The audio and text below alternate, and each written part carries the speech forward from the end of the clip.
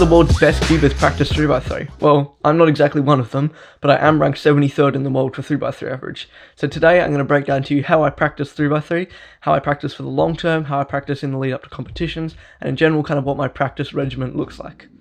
I'll start by breaking down how I practice in the short term for competitions to get the best results possible, and there's three main things I'm trying to work on at the moment here. The first one is planning cross plus 2 in inspection, so I can comfortably do this in like 15 to 20 seconds, but now it's trying to bring that down to 12 seconds or so I can do that comfortably in competition, because obviously I don't want to get plus 2'd on inspection by going over 15 seconds, right? The second thing is better turning under pressure, and I've always kind of struggled with this, with turning quite roughly in competition. And the way I'm kind of work on this is to improve my nerves, one, so that I just don't have that kind of nervous response to turn worse, and B, just to try and slow down my turning a bit, so that I can just like, my turns are more controlled and more kind of snappy and sharp. The third thing is making sure things like slot priority, efficient solutions, and pair influencing are at the front of my mind during my official solves. Because if I don't remember this stuff, I always tend to default to like very, very basic solving, which means that I leave myself open to bad cases and not being able to solve at my best, like not getting the easiest cases and things like that, which means that I can't turn as fast, I can't look ahead as well, I can't know where pieces will be, which then means they'll be slower. That's how I practice for competitions, but to continue to improve in the long term, I do another kind of set of different things. The first of those is planning, and I'm already pretty good at planning, which is why I want to continue to capitalize on that as like my main strength and be able to take that to a new level. So now I can currently like pretty comfortably plan to cross plus 2 in like a slightly extended period of inspection. I now want to try and work on cross plus 3 and planning a lot further. And then once I can do that more comfortably, then try and bring that down to my inspection time so that hopefully in competition that I can start to plan my cross plus 3, which would be awesome, right? Because then you've planned like half of your solve already in inspection, which is a place where I want to get to. The second one is pair influencing, and this is something that I've only really started to implement itself in like the last 1.5 months.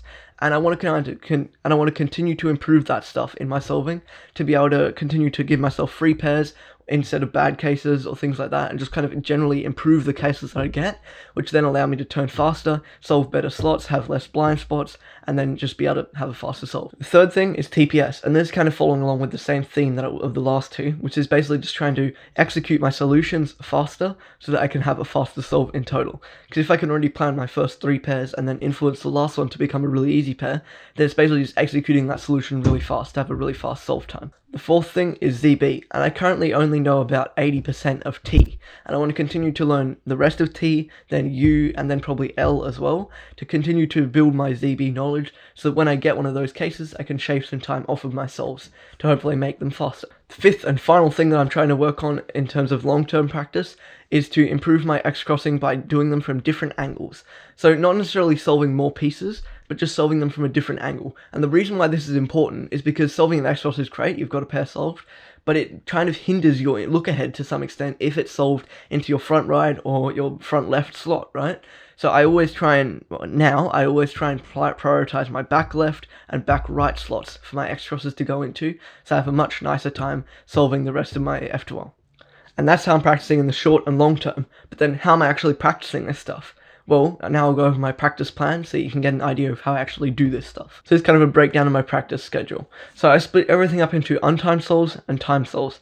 The reason I do this is because everything's basically either a drill or a solving technique. So an untimed solve with like you're focusing on inspecting further and having good look ahead, that might be a solving technique. But then a drill might be like a PLL time attack. Everything that you can do to improve all falls into one of those two categories, loosely. I prefer to do solving techniques, that's how I improve best. So that's why I kind of split everything up into untimed solves and timed solves, because they're the two best ways for me to work on improving stuff. So starting off with untimed solves, the things I practice in here are mainly inspecting further, pair influencing, and X-crosses from different angles. So cross plus 3, getting more easy cases, and making sure that I solve the right slots first. And then in my timed solves, I work on TPS, planning cross plus 2 in inspection, and making sure things like slot priority, inspection, influencing pairs is all at the front of my mind. So kind of just preparing for competitions is mainly what I do in time solves. But most of the practice I do to improve long term is definitely untimed solves, because for me, I've definitely found that that's the way I improve best over the long term. And then in terms of drills, the only thing kind of drill I guess I do is ZBLL. So I work on learning algs and then drilling them to make sure they're at the front of my mind when I'm getting to last layer and I can see that I can do a ZB. That's pretty much it for drills. I don't really do many drills. I do sometimes do PLL time attacks, but I kind of stay away from them in general because I prefer to, and I improve much better by doing solving techniques. That's kind of how I tend to practice.